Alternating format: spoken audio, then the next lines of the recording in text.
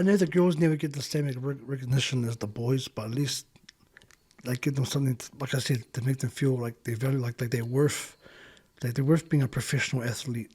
It's not just a men's sport. It's a women can play that too. So they probably feel, yeah, these men, they think this is just a men's sport. Hey, we're here knocking on the door. We can play the sport too. How about give us something that makes us like pay us for what we're worth? Because we also are good. They also can do the same job as what the men do, but in their own category, in the women's. But like I think just on the weekend, some girls whenever from Auckland to New Zealand, they did this RPL or whatever it's called.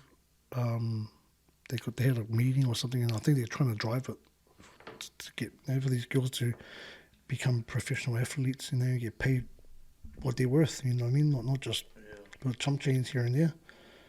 This could be this if it is going to become a professional thing for the girls, and this can really set up their family, set up their kids. You know what I mean? Not like the men do for their family. This can set them up as well financially. So because the WNRL is professional. Yeah. So I think they're trying to drive that too. The girls like, hey, we can do this. We should be paid a certain amount of money, whatever it is. So I think they're all trying to drive it. But yeah, I'm not too really involved in that. Yeah, it's sort of hard to start off with, like, because there are no one actual contracts of like how much someone can start on yet as of yet, right? So it was like, where I would think about it was like if you're qualified, say if you're a qualified builder at like 1 or 2 years experience, you're obviously going to have a starting rate of what you're potentially worth in that first year, which would be like the NRL girls, if you were to think about it. But for every year or every club that they've done a season, then their worth would go up another 10 grand, sort of like that, Because it'd be stupid to try and sign an up-and-coming talent and try and pay them someone who's played it 5 seasons, 5 seasons deep, sort of thing. So I think if they can start off a base salary of like these like introduction players, and then girls that have played international football, they'll obviously be on a bit more. It's good to see managers now, because managers always just look after the boys, look after the men. But it's good to see some managers actually have signed up some girls as well. Like there's a pathway now, and you got the Tasha Gale, which is under 17s, I think, or under 19s, and then you got a Harvey Norman comp in Australia. That's for the girls that the open. There's a few Kiwi girls over there playing for different clubs. I think that's a great pathway for the girls to get into play into the international level, get a contract for the NRLW. Some of those girls that come through the pathways, they play Origin, Queensland and New South Wales, and the women's. So Australia's. I don't want to talk anything bad about New Zealand Rugby League or anything like that's not why I'm here. But I just feel like Australia, there's a couple of plays ahead. But don't get me wrong, New Zealand, they're starting to find different. But the talent's here, now. The talent's here. Definitely. Talent's here. It's the natural flair and just the skill set, the natural skill set. But it's the work ethic they might lack, and the self-confidence is what you see.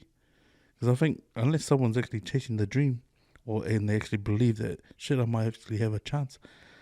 Otherwise, they'll just become club players and just happy and content with just playing football. Yeah, you're right. I feel like just because if you're in Australia and you're playing and you live and breathe footy, just because you're playing over there, it doesn't necessarily mean that ones over here can't make it. Like the girls here, they need to have the same mindset as some of those girls over there. Because, yes, they got the resources and all that, but the girls over here, they're just as good. Yeah. But you're going to make sure if you're going to do it, you do it 100%. Yeah. And not just be... Are you happy not just to play club footy and then, and do what you do in the weekend? Like, are you going to take this, be professional? Like, even though you're not in Australia, but you can still do it here. Give yourself the best opportunity and chance to go over there and play. Yeah. You might have a season here or two, just building it, and then get over there. Unless that way you're ready. Because I seen one of the girls from the women's team ended up playing at the World Cup, Mele. Mele Hufanga. Like yeah. just to see that, bro. Like fuck, that's like goes to show, man. Like, and you told me like how she's come from the rugby background and played league, played Hakula residents, and then made the Kiwis. Like that in itself was like, bro, that's an example of someone who just backs himself can do it, eh? That's one. Yeah, like she's one of the most talented players I've ever seen. 1-on-1, I feel like she could be her defender. I'll put the week's wages on. She'll score. Like fuck she's. Yeah. And I'm very very fortunate enough that she came over to Ponsonby because I had her in my Tongan team a couple of years ago, and then some of her and the girls that came over from where club they were, I think Otahu, they came over to Ponsonby. They played, and Mele, man, she's a true leader. She's a great person too off the field. You know, she's got a massive heart, and when she talks, all the girls listen. All the girls buy into what because now she's been there, done that, and she just knows what she knows. She goes about her. She talks the talk too, because look at her actions on the field. You know what I mean? Like she does it, and she's probably one of the best players I've ever coached. You know what I mean? Like, I'm so happy that she went to the World Cup. You know, deservingly, because I know she didn't get many opportunities in rugby, and I always thought that, man, league is her sport. But I knew that she kept chasing the rugby dream. But Because you played in the Super Rugby too, eh? she played for the Blues last year. Yeah. And like bro, when I'd seen that, bro, when I saw that the Ponsonby shared it, bro, I was so proud. I was so proud because I've seen her play, you know, and I've seen her like fucking run havoc. You know, if you give her a good line, but you back her, eh? Like fuck, she's gonna either fall short of the line or she'll fucking give her a good offload. ball, mate. She's gone, and then she's probably one of the fastest over 40 meters too, off the mark. She's very quick. And she got an opportunity in the World Cup, I think, in the second game, and she ended up playing every game after that.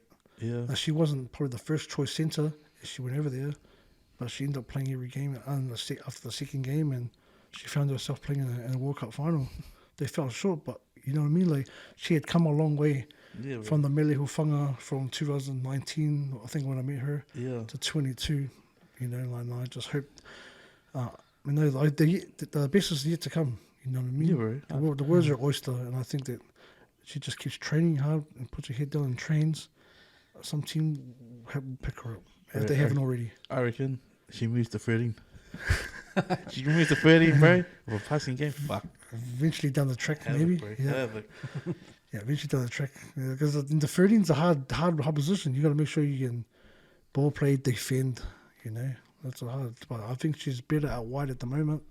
But maybe she might move back and later down the track. As they do when they get older. Yeah. Start at centre, they move into prop or second row, you know what I mean? But for those who are listening, Mele Hufanga is a name to watch out for, man. Very talented person, very talented player.